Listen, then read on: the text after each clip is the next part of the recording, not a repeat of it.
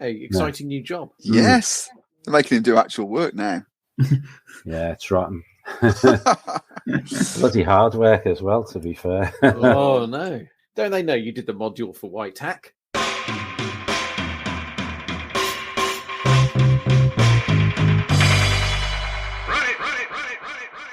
Hi, this is Steve, aka @AllOnThar on Twitter, and here are some more of my gaming vexes.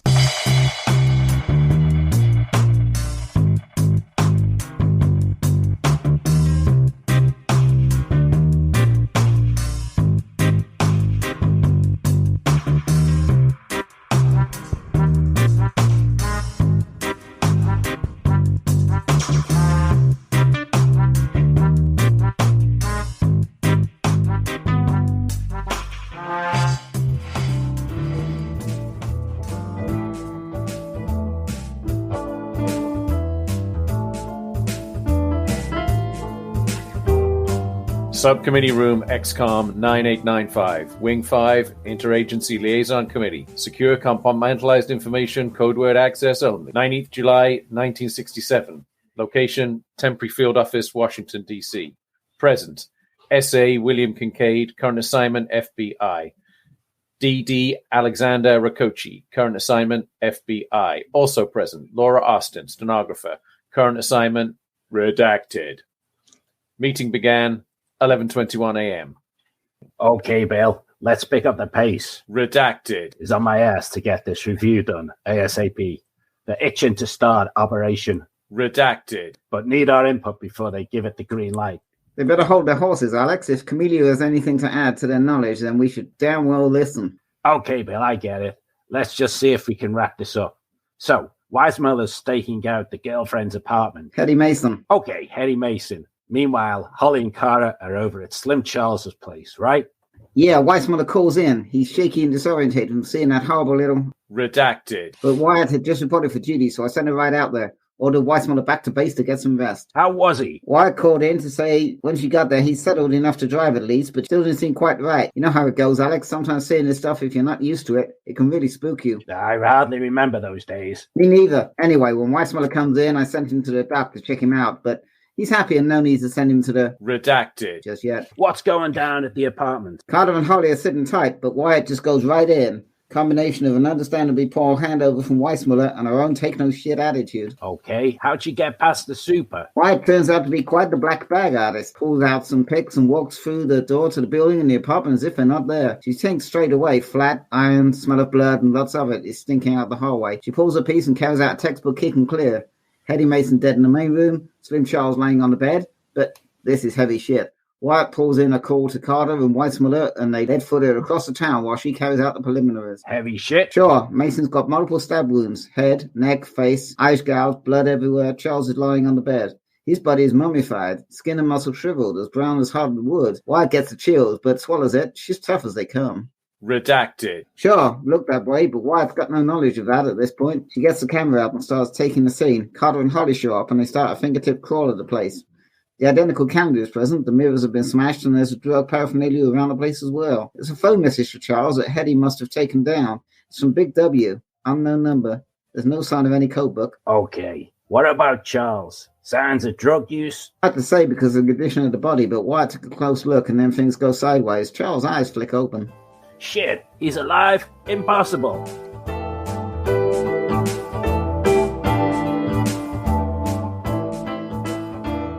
This episode, Andrew, Kay, Neil and I look back over a truly memorable campaign of Kenneth Hyde's Fall of Delta Green, published by Pelgrane Press, which is run by the inimitable Martin at mcookie123 over a period of almost 2 years in real time.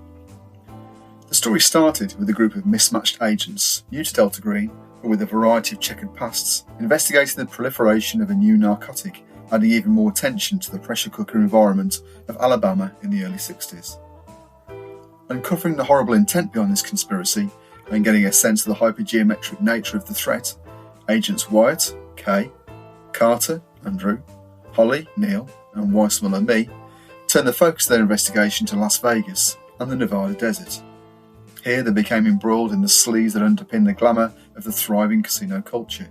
Here too, they discovered the links to ancient myths that seemed to point to a plot to open a portal to somewhere else.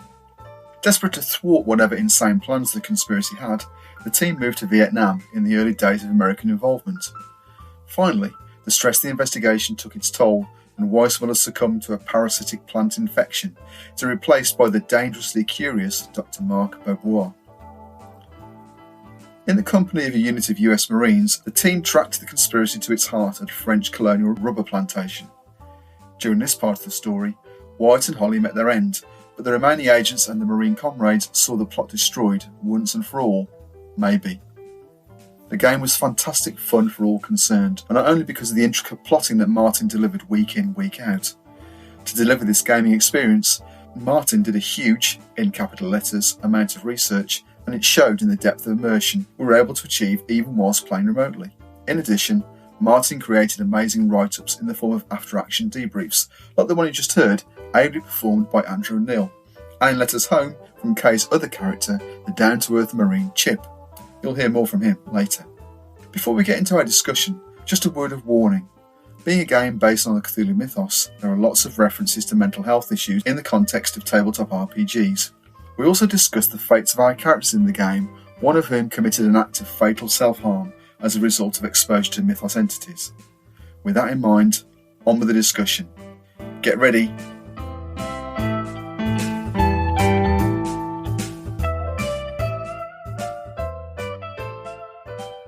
So should we get into the main event then? Okay.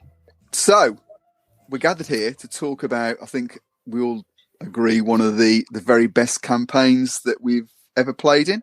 So it's a campaign of Pelgrane Press's Fall of Delta Green.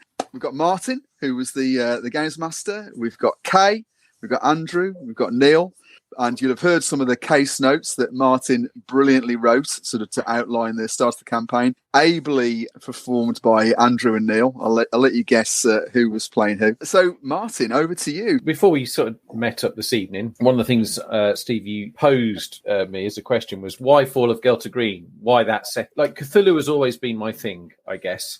I like investigative scenarios. I like writing them. I like playing them. I like reading them. So, like, having an investigative scenario was always, is what I enjoy most. I'd never, up at that point, when I started thinking about this, like, I hadn't really had any experience of Gumshoe as a system, and I think Gumshoe isn't as intuitive as other systems in some ways.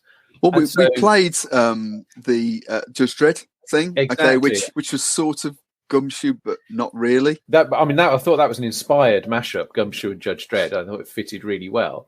And I would say that was what modelled Gumshoe for me and gave me the confidence to have a go at Fall of Delta Green, really. And the other thing was, like, at the time, I was living in kind of the arse end of rural Belgium. You were. I was a bit of Billy No Mates because, like, all my work colleagues lived in Luxembourg. So I had plenty of time in the evening to kind of to think about stuff and write stuff. That helped as well. So the setting, why I chose the 60s. So I've always liked America. I've always been a bit of a Yankophile. So I like America, the cultural sort of background of that 60s America. So child of the 80s, like many of us. And I think cultural touch points like MASH, and then if you grew up more or less the same time as I did. So by the time you're in your late teens, you hit that kind of wave of Vietnam films. Oh yeah, Platoon, Full Metal Jacket. Yeah, Hamburger Hill. Sort of slightly lesser known one. I don't know if anyone's ever seen 84C Charlie Mopic. No, I haven't come across that one. If you can find it, it's excellent. Highly recommended. Right, okay. And also coming along in the 90s, I really got into James Ellroy as a writer. Okay. So he had his LA Quartet, which was like the 50s. And then he started on the American Underworld sequence, which started with American Tabloid. And I would still say American Tabloid is one of the best books I've ever read. Ellroy's an acquired taste, but I've acquired it. His ability to plot is just outstanding. And then this whole vision he has of this very sleazy America, that really sort of lent it to that period as well. And then on top of that, I suppose you've got your American paranoid cinema, so Manchurian Candidate, Parallax View, and then even some of like occult stuff, like Satanic Rites of Dracula, where Dracula's at the height. There's a conspiracy. I mean, I know we're getting a bit Night's Black Agents. I've got to say, Martin, if somebody said to me, why did you choose to play to run Fall of Delta Green? I'll say it's because I like the picture on the front of the book. that would have been the level that I would have come at it from. Not the sort of, the really deeply thought out, how it's almost like built into your soul, isn't it? This stuff. Maybe. I mean, I suppose this is all post hoc rationalisation to some extent, in that it probably says more about my slightly obsessive reading habits. Because at the same time, there's a whole like sequence of books about Vietnam. So The Things They Carried, Tim O'Brien, I think is just an outstanding book, and that actually gets a name check in Full of Delta Green. But there's Meditations in Green, which is quite a fantastical view. The setting was tailor-made for you, wasn't it? Really? Yeah, I think so. And the other thing, of course, is I like real life settings. I like history. The frustrated historian in me loved the research, and I like bringing in real life people into scenarios. So that's why you rub shoulders with Martin Luther King and Howard Hughes and Robert Mayhew, like real life CIA sleazebag fixer. Yeah. All these people existed in this kind of slightly complex period in American history. So that was all great as well. I think from my perspective, I mean, the amount of preparation, I mean, I hear you talking now, obviously, you'd sort of absorbed a lot of this stuff anyway. So it's almost like it was in there ready to come out. But the level of details, you always had fantastic sort of period pictures, sort of, newspaper clippings, etc., that really started to set the scene. I mean, definitely. Unlike Martin, I live with my head in the clouds and stuff like fantasy and so on. The real world's far too scary.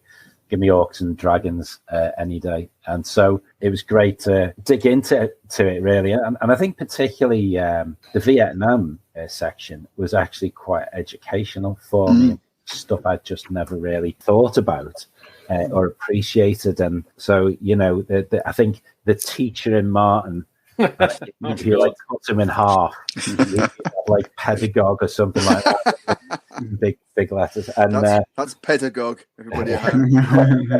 Pedagogue. Thank you. And so I think that like right from the offset from when I first became involved, I remember I think I missed the first one or two sessions.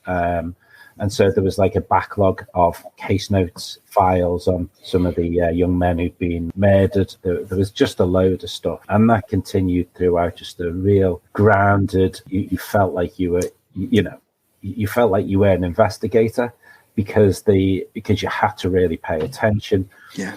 The handouts. I mean, when there was handouts, it was like handouts plural in the biggest way you can possibly imagine. It was never like here's a handout with a diagram. It's like here's 5 or 6, and it was brilliant because it really dragged you in, and we were all theorizing and trying to work out what was going on. Yeah, it was fantastic. I love that side of it. I mean, in terms of detail, I love the race relations in Alabama. Where kind of get involved with Martin Luther King and that whole kind. I got the impression you'd really researched that, Martin. That was really powerful. Really, and really spoke to us. I mean, obviously we're all kind of middle-aged white people. So I mean, yeah, I think one of the problems that you have is setting in the 60s, and I had, and I know we talked about it. Openly as well, was that you have to walk that line between trying to be historically true to the setting, but without using the frankly degrading racist language. That was used. And I felt that very keenly doing the Vietnam stuff because it's like researching Saigon. So I was on Google Translate, using it to translate Vietnamese names. Yeah. To say, because I don't want to just make myself look like an idiot by like westernizing their name, the names I was using. So that was a kind of a line you had to kind of that. I thought you were incredibly sympathetic all the way through. I thought it was really, really well played in terms of dealing with non-Western culture, or even, as I said, kind of racism. I thought it was really. But you're right though. I mean, we did discuss that early on in terms of how we're going to do it, and I think we sort of, we didn't call it lines and veils, but I mean, essentially we said, well, this stuff happened, and we sort of drew a veil over a lot of it, really. Yeah. But I suppose that's the challenge of near modern settings, because it's dealing with it's a game about tentacled beasties sort of ripping people apart and all that sort of stuff, but it's based in living memory. for a lot of people. And I think if those horror games are to work, it's got to be the mundane. The horror comes out of something that's quite mundane. And if you're trying to portray it as something mundane, there are the pitfalls of how real do you want to get, because there are some horrible things that happen. So you have to, I think, like you said, we all sort of treated it sort of seriously, which is really helpful. I think everyone's kind of said what I was going to say, really. I've written down as actually the constant fear of that social breakdown that was in the background of our investigations, particularly when we were in the American South, and the Martin Luther King era was part of what made it really scary, because it was, you knew that at any point you could go and do something stupid as a player character, and that it would kick off this powder keg of racial tension. And we did have, we had some characters in there that were part of the Klan NPCs, I hasten to add. But we had some Klan characters, and we had some proper neo-Nazi characters, and just plain old Nazis, and it was really sensitive to actually take on that kind of social responsibility for that setting, knowing that Martin, being so true to history, wouldn't. That, I don't think at any point any of us players thought we could do some stupid idiot stuff and get away with it.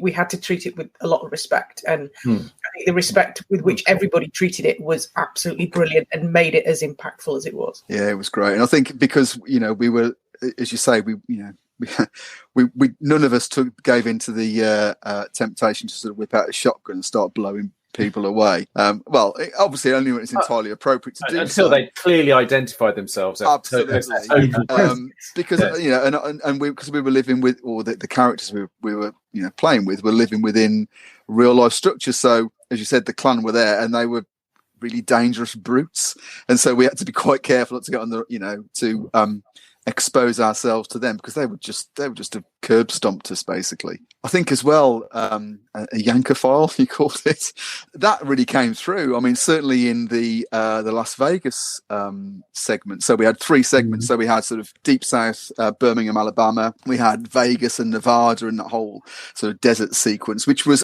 dreamlike. It was really trippy. We doing that, and then we sort of transitioned into the Vietnam side of things. But the fact that you'd been to spent quite a bit of time in Las Vegas, and you were saying, "Oh, I've been to that." So we were talking about these hotels and casinos. I've been there. I've done that. This is what I know. And actually, there were little Easter eggs that came out, and I could sense. I mean, we were all, but I was unfamiliar, and Neil said that we learned a lot as well. I'm not sure about Kay and Andrew's sort of predilection for gambling in Las Vegas. Who knows what that could be? I've never been to Las Vegas, but I would love to. Martin is a guide. It's my dirty secret. I absolutely love Las Vegas. In many ways, it's a ghastly place, but it's a great place to visit. I'm not the biggest lover of pop culture, but I can kind of see the appeal. It's a very otherworldly place, because I only spent literally 2 days in Vegas on a work trip to Los Angeles, and it was just me and my boss. So. Most of the time, I let my boss do his thing. He's like, "Are you going to go around Vegas with your boss?" "No, you're going to go around Vegas on your own." So I went around Vegas on my own for 2 days, and I was very much an outsider and looking at it from quite a distance. But the game that we played, and certainly the sort of 60s Vegas that Martin had put together, was so rich, and it was really great after this seriousness of Alabama for the characters to go and play a little bit, and we did. So I thought it was really nice how as player characters we were very serious and very kind of job orientated in that first season, then went and played loads and did all kinds of crazy stuff because we just could in that second season.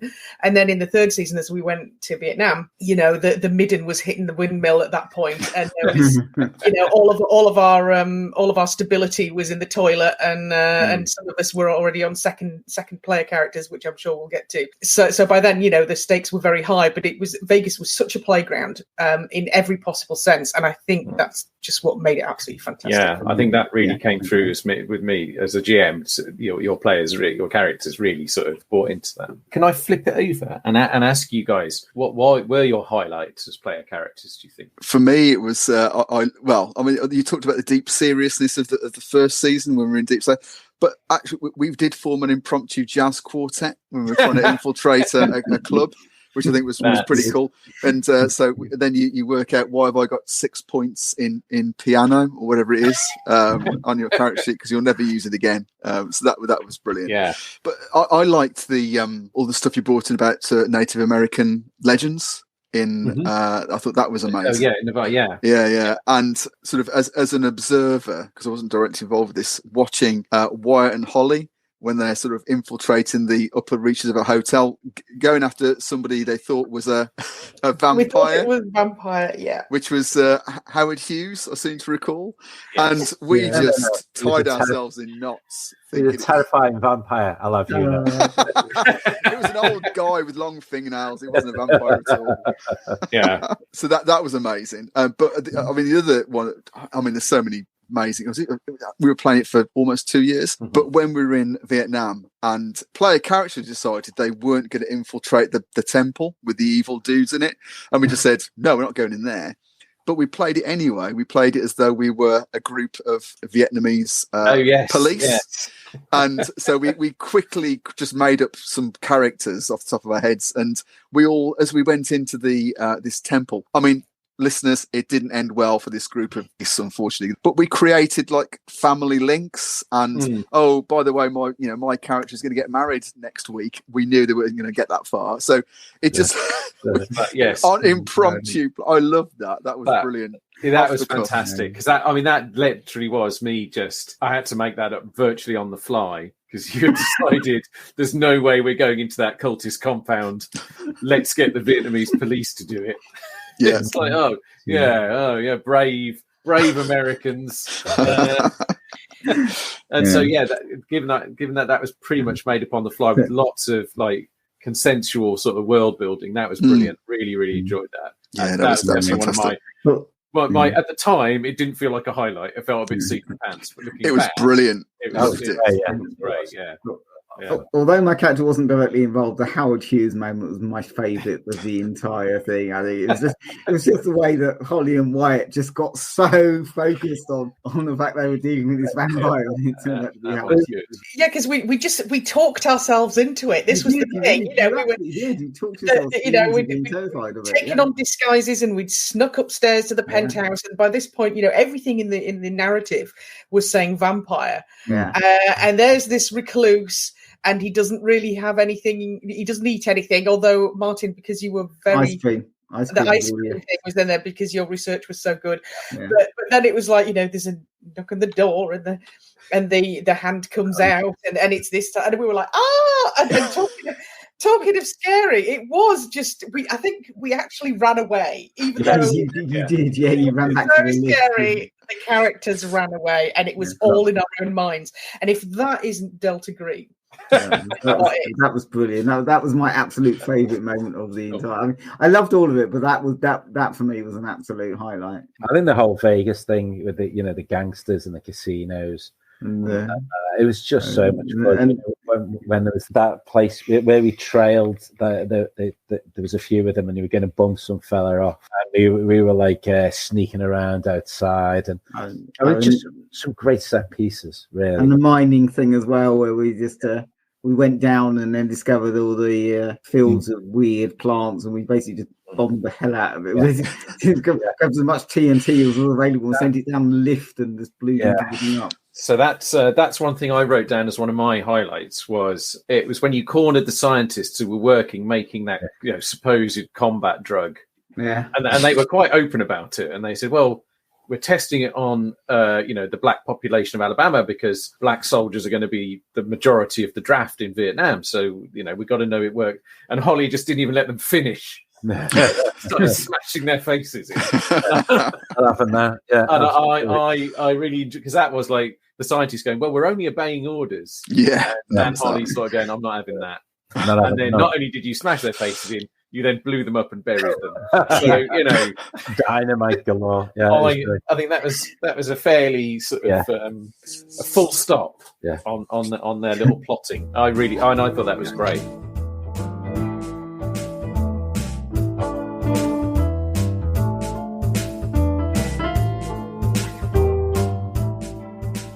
Shit, he's alive? Impossible. Maybe not. We've seen this before with Redacted. All the team have to take deep breaths, but they're up to this. They try talking to Charles, but his eyes are crazy, flickering all over the room, unfocused. He's in bad shape. No shit. Carter sees that one of Charles' fingers is slowly tapping. Even though it must be virtually solid, he's somehow summoning the effort. It's Morse code, and Holly and Carter decipher it. Kill me, over and over. They try to get something else out of him, but no dice. Wyatt goes to call an ambulance. Carter takes a more direct approach and smothers Charles with a pillow. Christ. Yeah, but Alex, wouldn't you want to guy like Carter around if you were in a similar fix? Well, how'd Carter cope with that? In a way that suggests he'd done a certain amount of wet work for the company in his time. Figures. I pick up Wyatt's call on the police van and head up there myself. Figuring the circumstances, the team needs some reassurance. I also want to make sure Charles' body gets nowhere near a redneck autopsy by some gorilla with a bone saw. That thing needs to be secured and sent to... Redacted. ASAP. So, we still have it? Sure. Might be worth checking out the eggheads down Redacted. yourself. They could have found something useful for this new operation. Anyway, I checked on my team, secured the body, and encouraged them to follow any leads. Not that they needed that encouragement. Holly already got the bureau to give him an address for the number Big W was using, and that had linked to Big W's friend Reggie. Looked like Reggie was a Reginald Hitchcock, a schoolteacher living in a predominantly white neighborhood in the east of the city. Okay, so how does it go with this Reggie guy? Team pull up to Reggie's house. Wyatt and Holly go to the front door to brace him. Carter goes around the back. SOP all the way. Wyatt and Holly see Reggie. He's coming off antsy, sweating, stalling. They hear a door slam. Big W rabbits out the back and Carter's on him. There's a backyard chase through hedges, folding fences, but Carter tackles the runner, cuffs him, brings him back to the house. And by this point, Wyatt and Holly have got Reggie cuffed too. Finally, face to face with Big W. He spill? Not initially. He was scared. Seems he'd been braced by some Air Force guy at his apartment. Must have gone rough for him as he hightailed it to Reggie's. Carpenter? Or whoever he was? Sure, description's Matt, so at this point Carter and... Redacted. Still in play. Holly and Carter double-team Big W with Wyatt playing observer. They reassure him they're not with Carpenter and get to him pumping for info about the drugs. Big W explains the setup. Slim Charles was a connection that he and the other two... Sharp and Hunter? Right. Well, they met in the slammer a few months after they were out. Charles says he's got some good connect to some premium dope coming into Birmingham. Sharp and Hunter are all over it. Big W less so, but he's trying to get a stash together to open his own business or some such, so he's in too. They have one meeting with a connect. Big W names the connectors LT. Big W says he one scary son of a bitch. Hang on, I've got Wyatt's verbatim here. Creepy man, like focused and in the game, but real creepy. Like he could look right through you. He knew things, man, about all of us. Things he shouldn't have known. Definitely a soldier, man, for sure. He didn't know Alabama, though. Some out-of-town guy. LT? No, LT, as in lieutenant. Fits from being a soldier and all. This is to link Carpenter in the Air Force? Military off-the-book shit? I think at this point you can infer that. LT was backed up by some armed heavy guys according to Big W, but there was more. Big W says at the meet he got to look at LT's car. Back to Wyatt's notes. You don't think I'm crazy, man, but when we went to the trunk of his car, I would swear the car was empty, but as we walked away with our package, I looked back and there was something looking at me. Couldn't swear whether it was man or animal. I got to look at flashing eyes, sharp teeth. Freaked me out, man. None of the others saw it. Okay, so that fits with... Redacted. Sure, it's all coming together, isn't it? Okay, what else did he give? He talks the team through the calendars, a simple way of indicating the streets for drops, and he decodes the book that they picked up in Slim Charles' apartment. It's basically instructions for selling the heroin. Not for sale to whites, keep it to known users. There's also instructions for arranging a drop, including the phone number. Highly check the number, but it's unlisted. Big W cracks it open, huh? There's still a lot of stuff in the wind at this point, but yeah, the team felt they got a line of things. I wait for them to debrief me and appraise me of the next step. Okay, that's a neat place to finish. And it's almost lunch. Wednesday, spaghetti day. I say we go off the steak instead. You said the magic words. Don't even joke about magic, Bill. Get your jacket. Meeting suspended, 12:56.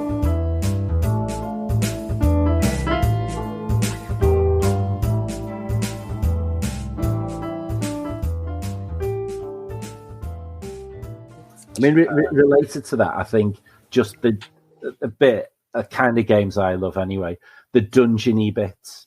So, like, the warehouse in Alabama, just so atmospheric, and you know, as we go through the little cho-cho in the aircon and stuff. Well, there was that, and then there was, you know, all the passageway off to the side with all the jungle like vegetation, and the office with all those, you know, again a massive amount of clues, and then there was obviously the mines in Nevada as well, which were fantastic. And then in Vietnam there was, I'd say, the alien site, you know, that was kind of underground, and we found all that weird stuff there. just every time we went into something that felt like a dungeon, it was just like it was my old school dungeon crawling. The catacombs in Nevada, when Martin made effective use of the Fog of War on Roll20, and we were. I think there was Carter and Holly back to back, kind of making their way around this.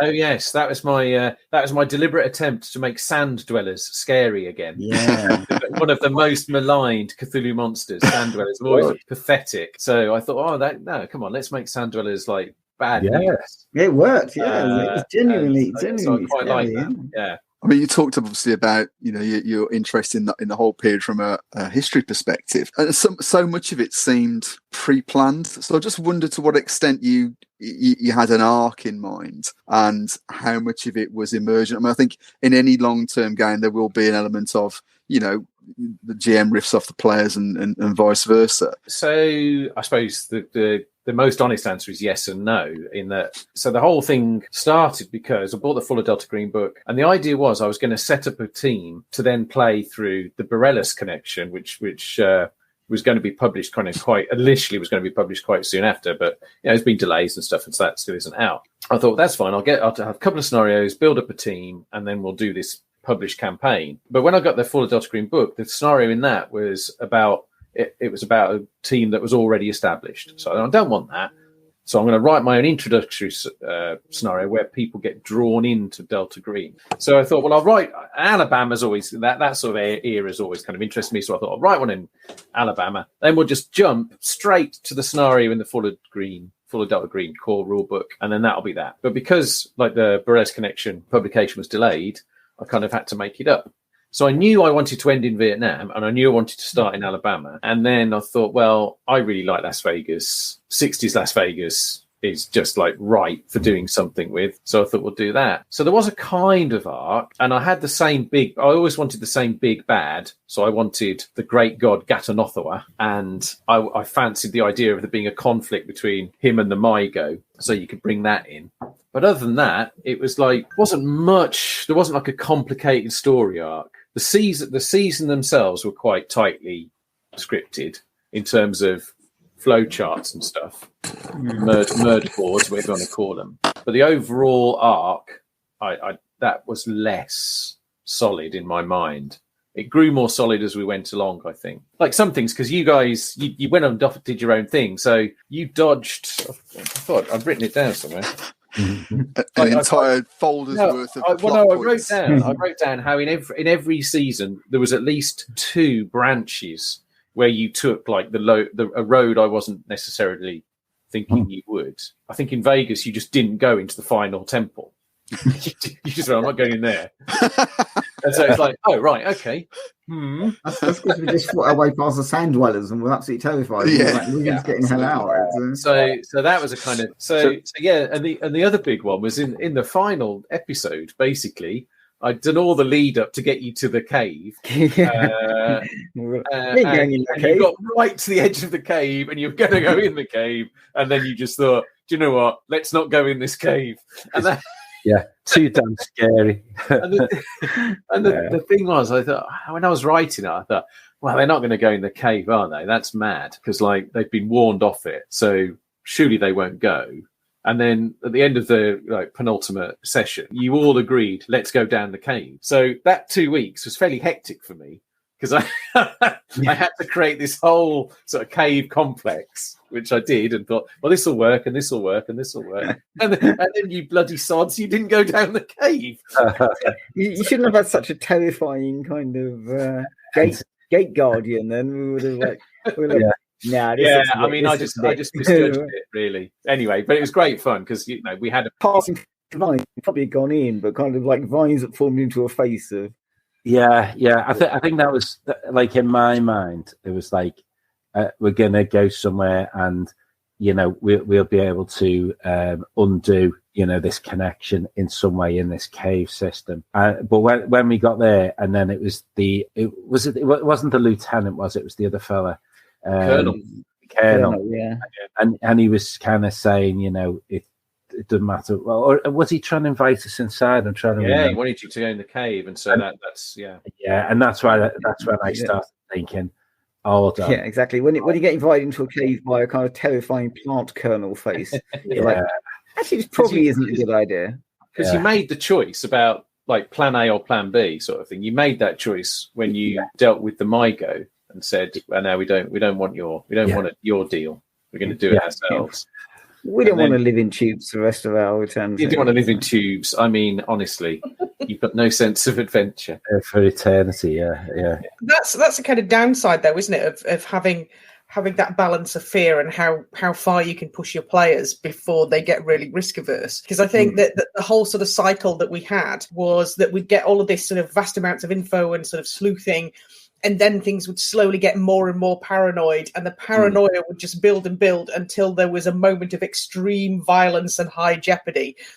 But because, to sort of, I guess, let off a bit of steam kind of narratively, and it worked really well as that sort of game cycle as well, because that meant that, Neil got his dungeons essentially, and Andrew got to smite things every now and then in really kind of sudden ways. But it did mean, I guess, that sometimes when the paranoia had built so much that we ended up doing things that you hadn't anticipated as a GM, because we were all, our stability was so low, and we became very risk averse as players. That's it. I think in some ways the paranoia actually peaked with the MyGo. It was almost like once we decided we weren't going to take the MyGo's offer and kind of engage them in a fight, after that we kind of knew what we had to do and we were going to kind of go and do it. There was the slight diversion with the cave with Weissmuller. Carter was like, maybe Weissmuller isn't on their side. Maybe there is something, and then as soon as he got to the cave, he was like, actually, this doesn't look right. So in terms of like fear in a role-playing game, I think that's one of the things about a horror game, isn't it? Is can you actually feel fear? I don't know that I have ever felt like genuinely afraid of a tabletop role-playing game. I've certainly felt uneasy and creeped out. It kind of depends on what level. I mean, if you're fear of your character dying or something happening to them, then obviously Neil doesn't do this because he's used to old school essentials where everybody has a new character every 2 hours anyway. For me, there was definitely genuine fear that my character something would happen to them.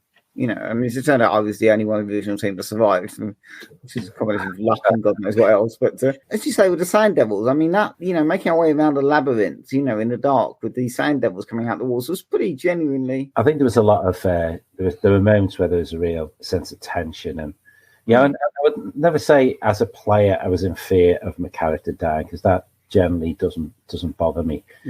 The sensation you're talking about, Martin, I have felt that.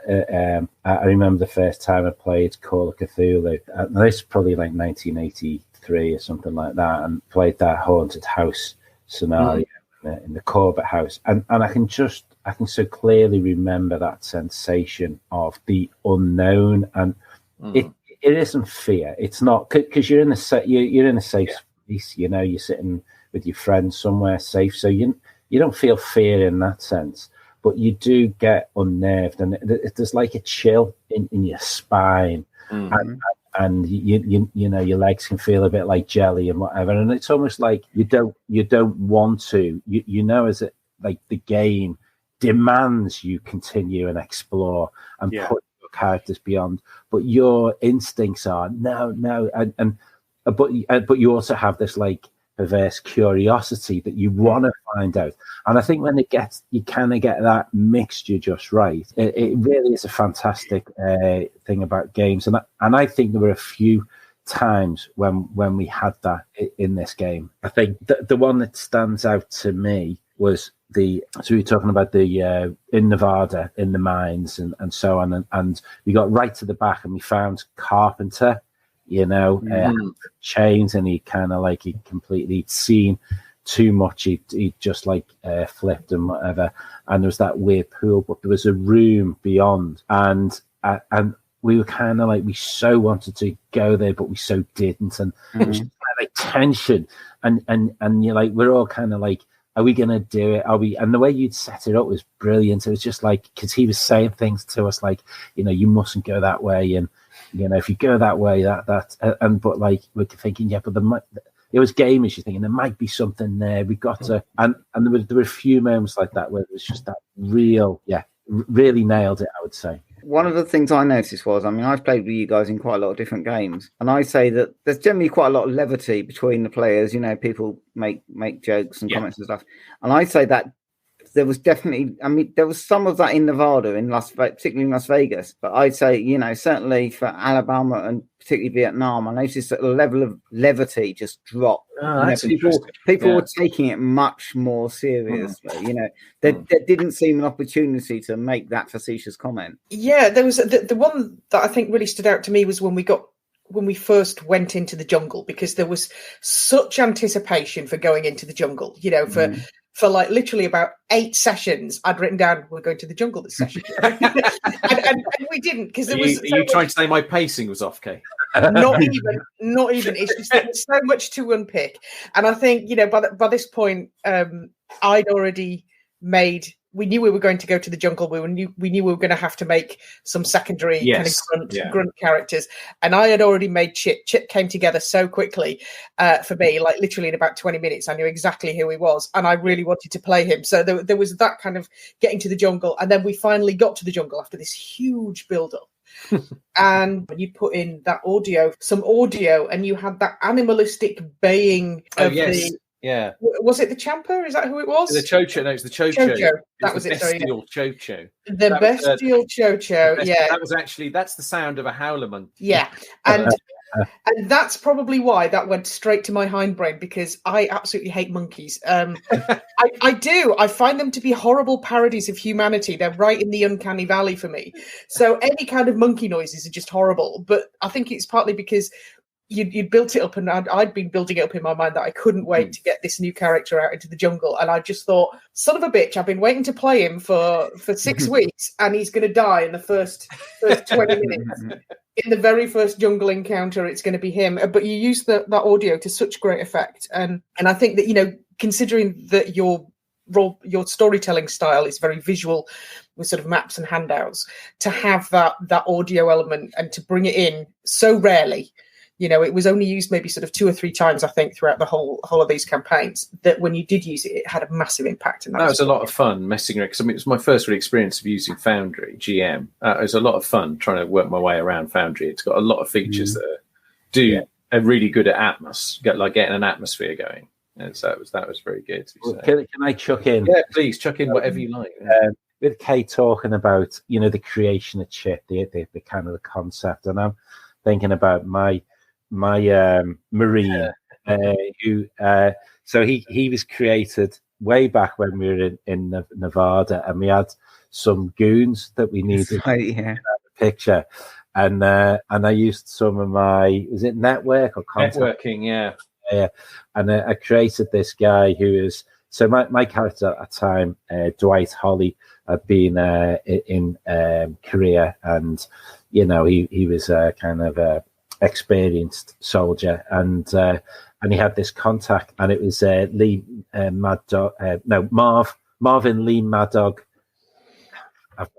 Hancock. I think that's it. Yeah, that's it. Yeah, and this guy was just like, he lived in a caravan in the middle of just outside Las Vegas. This like battered, run down caravan. He's the kind of guy who you wouldn't want to meet on a dark, lonely night or anything like that. And yeah, we took him out there, and he was like, "Yeah, I'll take care of these for you," and all this kind of stuff. He shared a few beers and then shot the bottles from a range and all that kind of stuff, you know. And and when we kind of like, you know, that bit of the game is over, I didn't really give him much thought again. But then when it turned out we were going to have to create our party to go into the jungle, it seemed like, he'd come out of retirement and sign up again. And it was great. That was very good. You know, to play somebody who started out as my contact and came into the game. I think the soldiers are great like that. I mean, it's like with Prof, you know, because Carter was so kind of straight and, you know, straight kind of cool, and, you know, he was professional kind of assassin. You know, I thought, well, when I have a soldier, I'm going to go for somebody who's completely kind of nuts. You know, the guy who's basically been conscripted, despite the fact that he has he's not a soldier at all. He's just some kind of weirdo. He's unfortunately. He's good. I mean, and I think like that.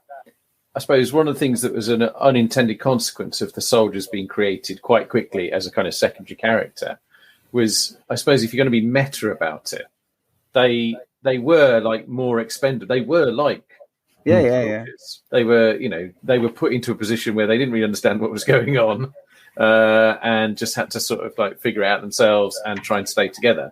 And so I thought, even though I had no real reason to expect that would happen, it did, and I thought it was really good. Like, and I think I speak for us all when I say how much I grew to really like Chip. Chip was brilliant. Yeah. Well, Chip was just so fantastic because things were going so difficult with Linda Wyatt, my main character, and by this, by the time Chip was created, and he is Chip Kowalski, because all of my characters, I think now, if I can create a Kowalski, I will do. But he was the antithesis of Linda Wyatt, and I'd gone really, really deep into her characterization, particularly sort of through Vegas, and then coming into Vietnam, and it was great for me because I've never been able to play a character for that long. It's the longest character that I've ever role played by far, and I got so deep into her backstory, and you were starting to sort of weave it into the other stories, and everything was falling apart. And she was falling apart. And then there was Chip. And Chip was this simple, wholesome white bread loaf in, a whole mess of everything kind of going wrong. There was little Chip. And you could, well, big old Chip, because he's a big boy. Big but, you could rely on Chip. And things with Chip were always really simple, even when they weren't. And it was just such a real nice juxtaposition to all of that complexity that was going on in the story to have a character. And I must confess, by the time we got to sort of the end of Vietnam, and I'd missed a couple of sessions, and I must confess that my understanding of the story was starting to unravel. It was really nice to be able to play Chip and go, well, if Chip wouldn't understand it, so if I as a player have got a bit lost in the narrative, that doesn't matter because Chip wouldn't know anyway. So it was quite a nice safety valve, I think, for me as a player as well. He's definitely Billy Bob Walton, wasn't he, Chip? I mean, Billy Bob. That's it. You need Billy Bob Walton with a machine gun. Yeah. With an M14. Yeah, absolutely. Asking Sarge, what do we do now, Sarge? So one of the other things... Actually, sounded like gun, though. I thought it was funny how Steve's gun obsession just got more and more throughout as the campaign went on. What were my biggest challenges as a GM? I would say, I think I've already talked about them, really. Well, one of the main ones was like that kind of line between historical accuracy and kind of the changing times and sort of sensibilities. I think case notes, writing the case notes was a challenge.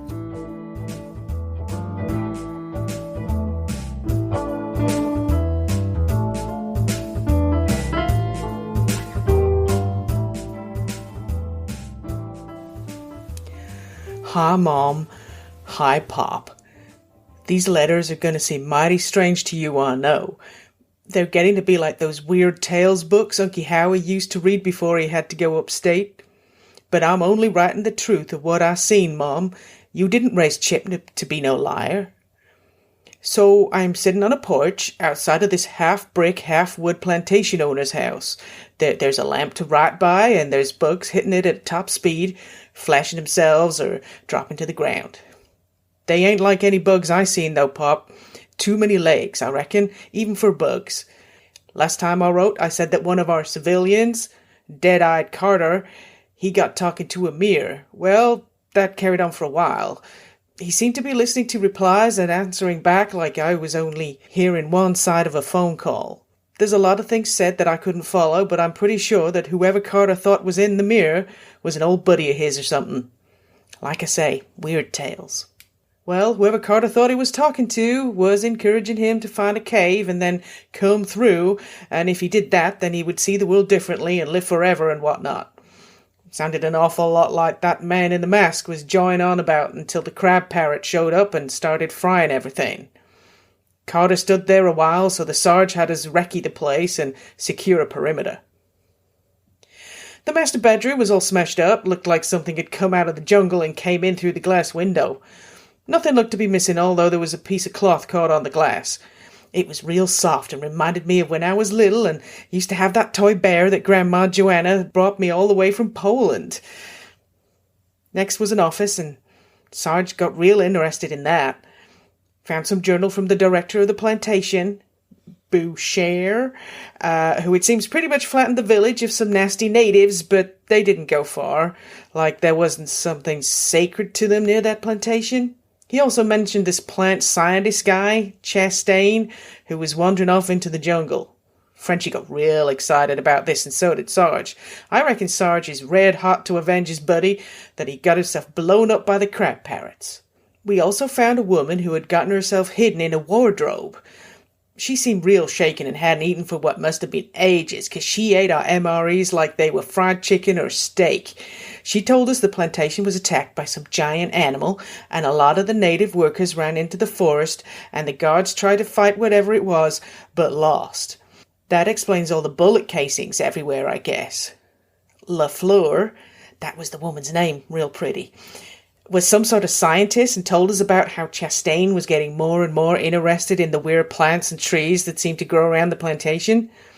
That's why he kept going into the jungle, she said. Anyways, we set up claymores and defensive positions and set a watch and slept through, and I tell you, Mum, for the first time in a long time, I slept in a proper bed with a proper pillow. It was so soft and warm, made me think of home, and I guess I must have cried because when I woke up, the pillow was all wet.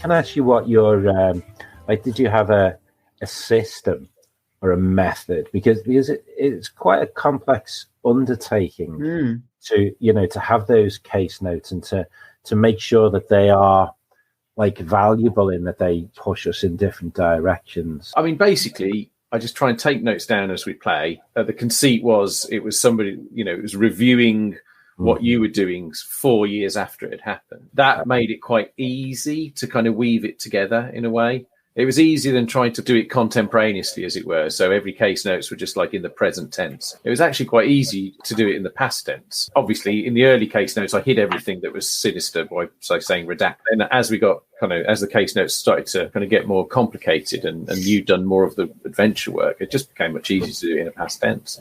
So I didn't have any sort of groundbreaking system, just kind of taking notes, and then I'd miss stuff out as well. I tell you what was a big help. I don't know how everyone else does this, but when you're writing case notes, the Roll20 and Foundry, the record of dice rolls is just vital. Yes, because you can suddenly scroll back up and think, well, actually, it did happen, and you can scroll back up and you can play out the whole scene by a sequence of dice rolls, and it triggers your memory. So that was really helpful. But yeah, other than that, it was just like it got out of control because it was never meant to be this longer campaign. So it became that was quite a challenge. I think the system was a challenge. Don't get me wrong. I am broadly in favour of Gumshoe as a system. I think the reason I like it is that if you want to keep the narrative moving, it works really well. Easy to find clues, easy to propel characters in the direction they want to go by giving them the clues. I think where Gumshoe struggles is in a complicated high-tech environment like the Vietnam War and complicated weapons and all that kind of stuff. Hanging so many tactical decisions off a single D6 roll necessitates lots of different modifiers and lots of different rules. And I just couldn't keep them all in my head. But I think one of the interesting things about the combat system is that you're penalised in terms of sanity for actually killing anything that's human. I just thought was quite interesting because obviously, in those case notes you read out, Carter effectively smothered someone who was still alive. And I remember having to make a sand roll for that. Mm-hmm. That's right. That's despite the fact that Carter is a professional assassin, effectively. Yeah, that's right. Whatever the American equivalent of a license to kill is, the idea that it's Fall of Delta Green at its heart is an attritional system. You are not meant to survive. No.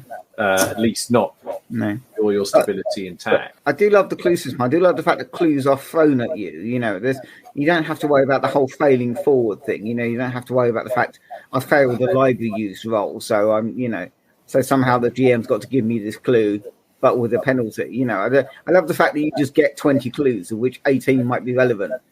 And then you end up following the 2 that aren't, of course, how it's used. Which I think that works really well. Yeah, I think you did really well setting it in a combat situation in Vietnam, I think that's where it started. I don't think it fell down, but it stumbled, certainly.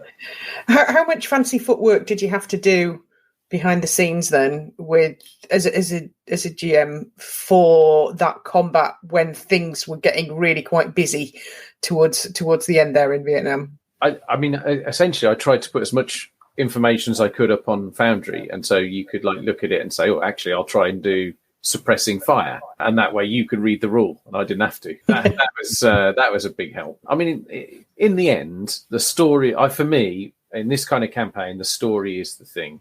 Yeah. So there were times when I would skate over a rule because I just couldn't face looking at the index one more time, and I don't. The Fall of Delta Green index is huge and not always easy to navigate around. So if something was going to happen that looked a bit tricky, so usually I'd prep stuff in advance. So if I knew there was a chase coming up, I'd dig out the chase rules, write down my own version of them, simplify them a bit. But if something happened on the fly, it was a bit. Let's just say there was a healthy side order of fudge. Yeah. On some of the combats, but the atmosphere was there. I wouldn't, in no way did we feel that this was fudged. I mean, the system though. I played Delta Green. Well, sorry, Fall of Delta Green. I played Trail of Cthulhu. I played it's Black Agents. I quite enjoy it. I mean, it's not a system I would run myself. I think player, it kind of works really well. It's very simple. I love the idea of a game that works off a single D6. They would do that and make it work. I think it's brilliant because I don't think there's many games that do that. But it's the system does what it needs to. It moves fast. Yeah, you tell us. You'd say things like, "Do you have any notice or whatever?" Yeah, and does it need to spend? It was just really fast moving. When we came to do stuff that used general skills, we all knew how it worked.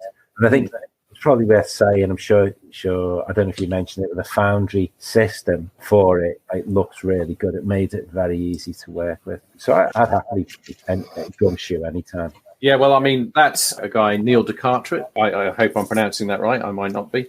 But he's done the Gumshoe system on Foundry, and it is great. Really, really, really good. So can't fault that. And I've found this in other games where, so like in Liminal, for example, it's almost like you don't really care about the combat. It's not about the combat, really. It's not a tactical combat game. You're interested in what the outcome is. So I think for me, it wasn't anything to do with your GMing, Martin. It's just the way it is that a lot of those games, they sort of slide to a halt when you hit combat. So for me, if I was going to run Gumshoe in future, which I want to run Trail of Cthulhu, I'll probably use the quick shock system, because that is essentially how much are you willing to put in as players, in how many points do you want to put into a combat or a conflict, it doesn't have to be a combat, to get an outcome. And there's like, I think it's 3 or 4 rolls, and that's it, it's done. And so you move to what's the outcome of that combat, what's the result for the players, are they injured, are they whatever it might be. And with Foundry version 9, it's got card support in there. So all the quick shot cards, you can build them in. So I've got no idea about quick shot. So it's in the Yellow King. I recommend it. You can. I'll get into RuneQuest next. All right. I was going to say, it also work with narrative. This is like Quest Worlds, where Quest Worlds you basically abstract combat to a rollable 1d20. So Neil's shaking his head. Relevant for each side, and then you just make the roll and narrate the result. I want to earn my smashing things teeth. Well, another thing I thought I might want to speak about is character death. Those of us who we're old hands at Cthulhu, there was almost a kind of perverse sort of I Spy Book of Cthulhu deaths. That, he was torn apart by a Shoggoth. Oh, he blew himself up with his own dynamite. You look forward to that. Whereas I felt the character deaths, I think, that happened in this campaign were quite profound. Yeah. Yeah, definitely. So I wondered if you want to take ourselves through our various characters' demises. Demise. And I think it's because we lived with the characters for a long time. I think it was only Carter, so Andrew's character, that made it all the way through. So Weissmuller, I mean, he went through a bit of a real sorry downward spiral where it was inevitable that it was going to happen, so you could see it coming. He basically got subsumed by this plant, this parasitic plant, and in my head, it was in Saigon and on the river, and we'd gone to investigate some horrific hellhole that was sort of on stilts out over the river, and that was where he met his end. And he just sort of slid slowly under the waves. He gave up. I mean, spoilers, he did come back at the end as an NPC. Or did he? Come back, yeah. Something came back, but what was it? Yeah. So it was really downbeat, and it was quite there's no heroism to that at all. It just I think that's something the stability system in Fall of Delta Green does do really well. And I think Neil mentioned this when we were playing. It becomes exponential. You're spending sanity to try and stay, or spending stability to try and stay stable. And you're writing checks that you can't cash. And all of a sudden it's like that. Like I think you said this, Steve, that whole analogy with bankruptcy. You go bankrupt very slowly, then you go bankrupt very quickly. That's right. I mean, that's stability in Fall of Delta Green as well. And I think you're right. So you had one of the things about it is that you know your character's going to go. You're maybe not sure exactly when. So, like, I think Carter did survive, but there was a couple of times when he was on very thin ice. Oh, yeah, definitely. But like Kay's character Wyatt and Holly, there came a point when I think both of you realised they're not going to come out of this. Yeah. And I thought that made it, rather than the kind of, oh, look, he's fallen on his own dynamite, that made it a more profound experience because you probably knew something bad was coming up. It's interesting because I think for Kay, and I'm sure Kay will speak on it, you could see Wyatt again unfurling over a few seconds. Whereas to me, it felt like Holly was he was holding it together. He was still very much like in the game. And then I don't know if it was that one session, the session before, it's that bit you said about, just very slowly you start to lose your stability. And then all of a sudden, once you get below zero, you've got nothing to spend. You got like a 50% chance, if it's something really bad, even less of a chance to, and all of a sudden you just go boom, like right down.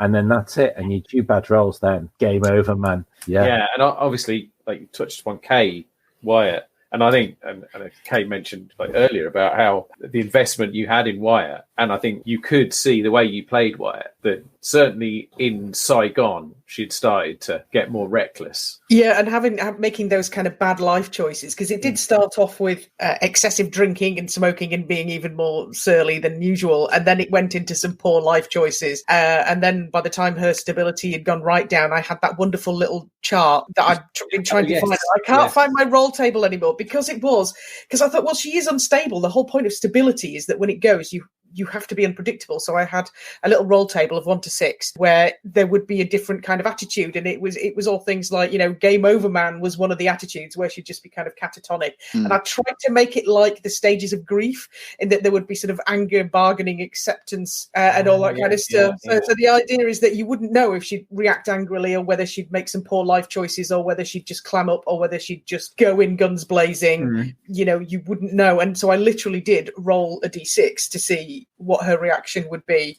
on this table as she lost her stability and became unpredictable. And that was absolutely fantastic to play. And then, of course, at the end, it all kind of disappeared. I think it was it when she finally clapped eyes on the MyGo? MyGo, yeah. That's right, yeah. And that's it. The last of her sanity disappeared.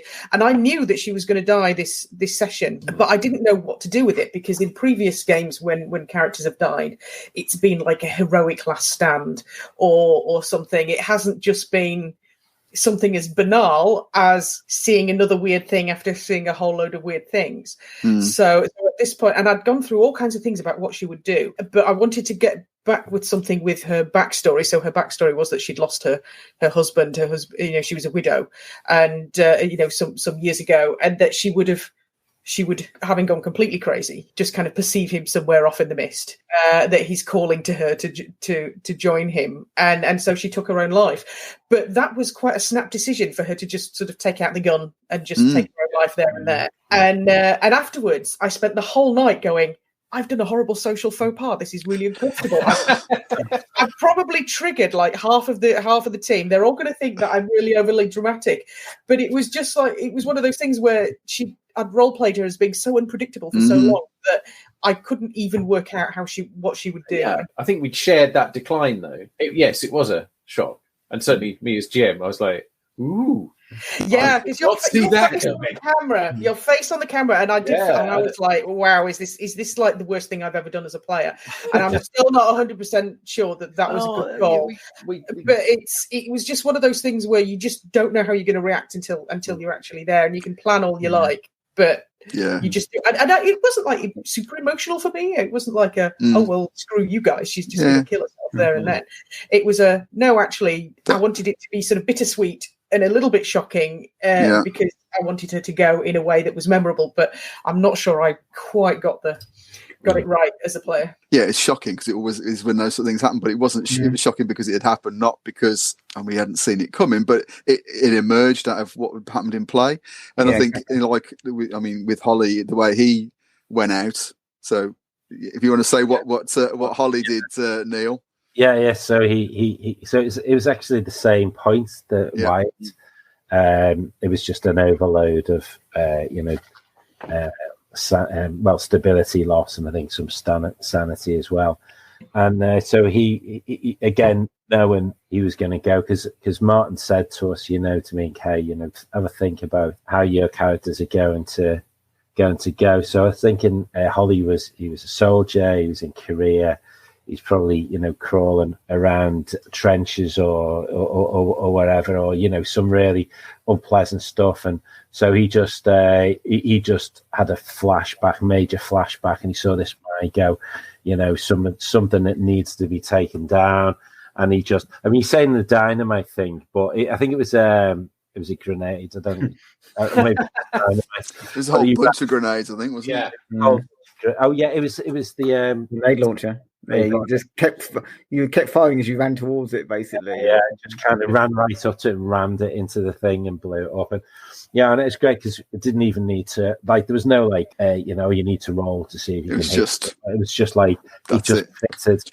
And it happened. So if we think about it's the three sort of main character deaths, wasn't it, really? I mean, Cthulhu, for me, is you've the futility of raging against this uncaring universe. And because essentially, although obviously Holly took out one of the Migo, but, I'm sure it reformed somewhere on Pluto or whatever it is at some point. But essentially, what happens... You never win against the mythos. Never win. But essentially, all of the character deaths, they were not heroic. They were just... futile, and that sounds really, really downbeat, but I think it fitted with the whole sort of the tenor of the game. It is a downbeat game, definitely.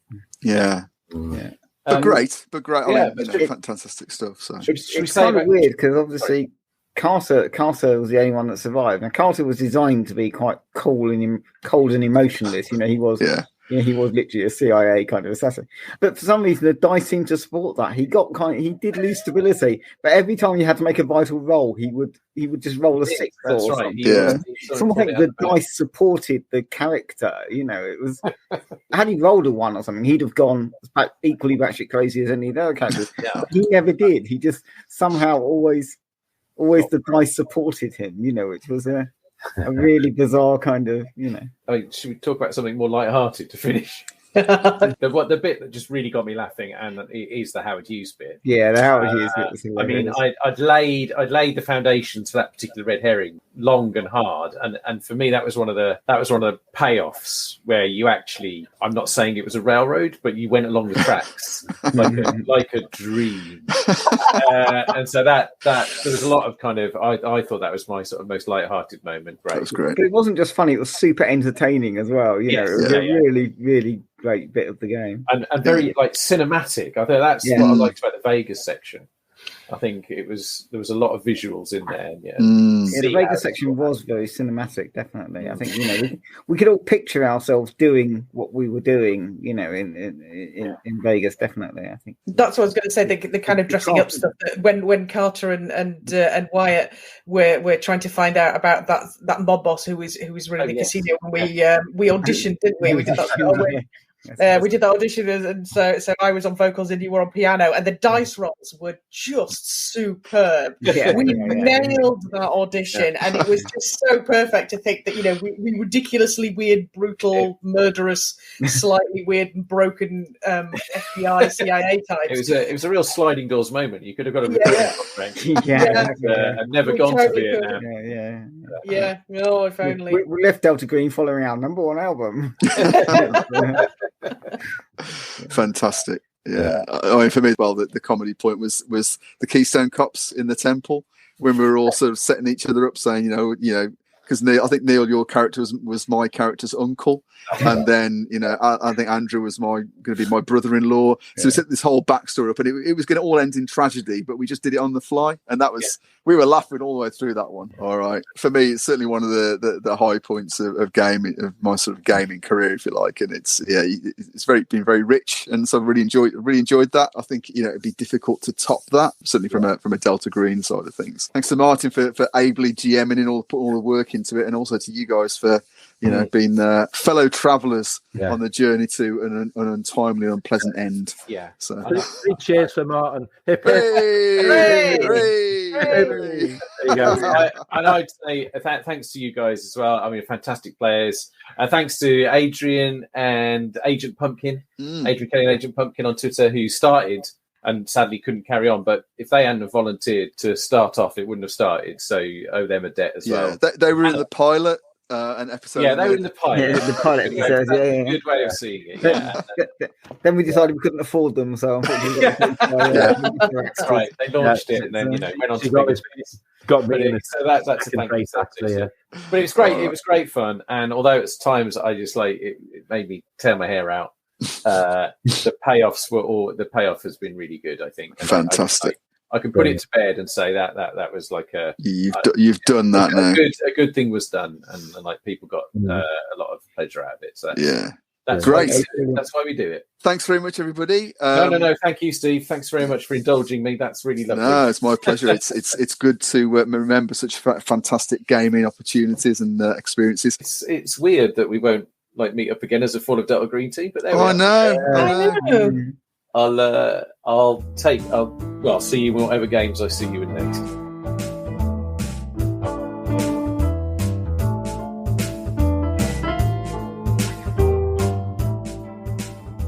Subcommittee XCOM 989 Wing 5 Interagency Liaison Committee Memo Notes. Highest classification, 20-year rule applied. XCOM eyes only. Earliest release date, January 1st, 1988. Observations on ex-Delta Green agents. Mr. Secretary of State, the following is a summary of loose surveillance on several ex-Delta Green agents as per policy document 169XC43 Papa. Full surveillance records can be accessed through application to the Archive Division of the Annex. The following agents were involved with several operations which culminated in the prevention of an estimated Level 8 incursion in Vietnam. As an aside, Secretary, this, as far as we can ascertain, was the first Delta Green mission in Vietnam, and, unlike later ventures, was at least partially successful. Thank you for your time. Deputy Director Drummond Dexter. Record 1. Agent Logan Carter. Carter's unexpected aptitude for the practical application of hypergeometry as displayed in Fort Long Province in July 1963 led him being seconded to the Annex Archive.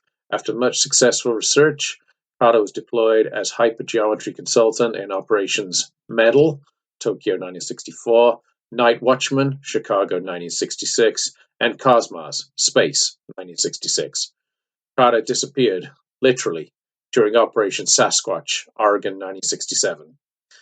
At the end, Carter had no family ties and had prevailed upon the CIA to have him recorded as missing in action. A true patriot, he was a linchpin in America's hypergeometric defense for nearly 4 years, well above the standard operating period for men in his position. Record 2. Private Charles Chip Kowalski. Chip returned from Fort Long Province remarkably stable. As a reward for exemplary service in extraordinary conditions, he was given a full honourable discharge and awarded the Distinguished Service Cross. He returned home to his farm via New Orleans, where he briefly visited the family of aged Linda Wyatt, deceased. Currently a successful farmer and family man, he has a wife, Jean, and 4 daughters, Linda, Penelope, Catherine, and Maisie. He was later tracked down by the cable news channel show History of Weird Wars. When asked about his Vietnam experiences, he simply replied, "Well, I wouldn't know anything about that." Interestingly, of all the survivors of Operation Faux Pas, Kowalski was the only one who regained colour to his skin and hair. Record 3. Sergeant Marvin Mad Dog Lee Hancock. Like Kowalski, Hancock returned to the USA with an honourable discharge and a Distinguished Service Cross. He went back to his mobile home outside of Las Vegas in 1967. Later, Delta Green required his services and sent 2 agents to pursue him to volunteer. Taped to the door of his mobile home was a sun-bleached note reading, "Gone Hunting." His current whereabouts are unknown. Record 4. Private Marlon Snooze Zemecki. Zemecki used his medal and discharge to get himself a GI loan and started an experimental jazz quartet. His music became a big hit on the underground scene, weaving as it did traditional jazz with a distinctly Eastern mystic and otherworldly sound. Audience reported almost psychedelic experiences when hearing what he called the music of the universe. In 1980, he was offered a lucrative contract by the Zan agency to go on a long tour. As yet, he has not returned to the United States. Private Zal Prof. Weinstock forms Record 5. On his return to the US, Weinstock quickly became heavily involved in the hippie movement and went on several anti-war protests. In 1969, he joined the Astral Phenomena Research Organization, or APRO, a UFO research group that stressed scientific field investigations and had a large staff of consulting PhD scientists, as well as field men like Weinstock. He also published Weird War Stories, a magazine which picked up on a lot of the strange stories that soldiers had brought home from Vietnam. In 1985, he found the cable TV channel Look to the Skies, and is still its CEO and president. Record 6, Dr. Marc Boubois. On his return from Vietnam, Boubois had a fractious relationship with Delta Green. He refused to help catalogue samples he had collected unless he was given access to some of the Annex's most advanced reading room catalogue. This request was granted, and Boubois became an enthusiastic student of hypergeometry, although did not have the innate practical ability displayed by Carter. One final confrontation with the Annex's head of library security resulted in Boubois' privileges being revoked, upon which he disappeared. As a high-level asset, US agencies were put on high alert and eventually discovered him in Rome, working for the Vatican collection. In 1980, after a ferocious storm in downtown Rome, he disappeared and has not been seen since. Memo ends.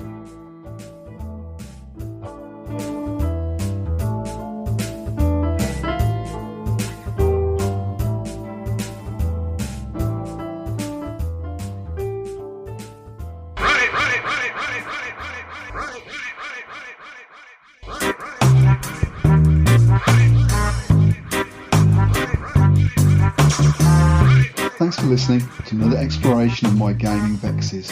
If you've got any thoughts you'd like to add to what you've heard here, or a gaming vex of your own you'd like to offer up for discussion, you can contact me on Twitter @AllLengthR, or you can leave a voice message. The link's on the podcast webpage on Anchor, or can be found in the show notes. Until the next time, may all your games be free of vexatiousness, and be excellent to each other, always.